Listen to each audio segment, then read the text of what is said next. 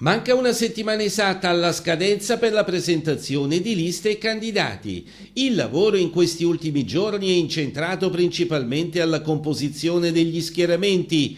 Attualmente sono 6 candidati alla carica di sindaco.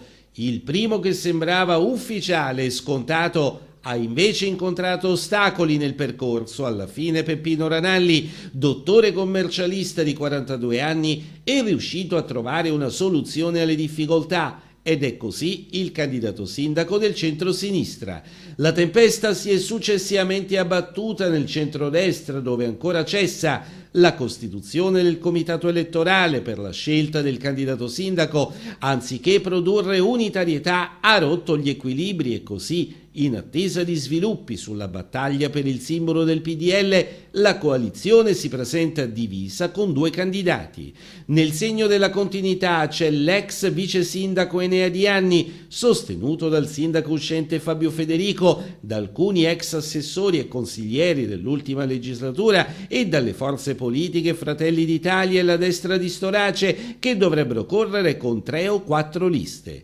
Il numero dovrebbe essere lo stesso per l'altra componente del PDL, che ha candidato a sindaco l'architetto Luigi La Civita di 44 anni, sostenuto dalla senatrice Paola Pelino e dal vice coordinatore provinciale del partito Donato Di Cesare. Nella logica delle anime frastagliate, coagulatesi però per un progetto di sviluppo, c'è Sulmona Unita, formata dai dissidenti ma ancora iscritti del PD di Sulmona Democratica, Scelta Civica per Monti, PSI e Rialzati Abruzzo, che dovrebbero avere 5 o 6 liste. Per sviare probabilmente la strana alleanza, il candidato sindaco, l'ingegnere 63enne Fulvio Di Benedetto, ha bocciato categoricamente i partiti che, tranne i socialisti, non compariranno come simboli.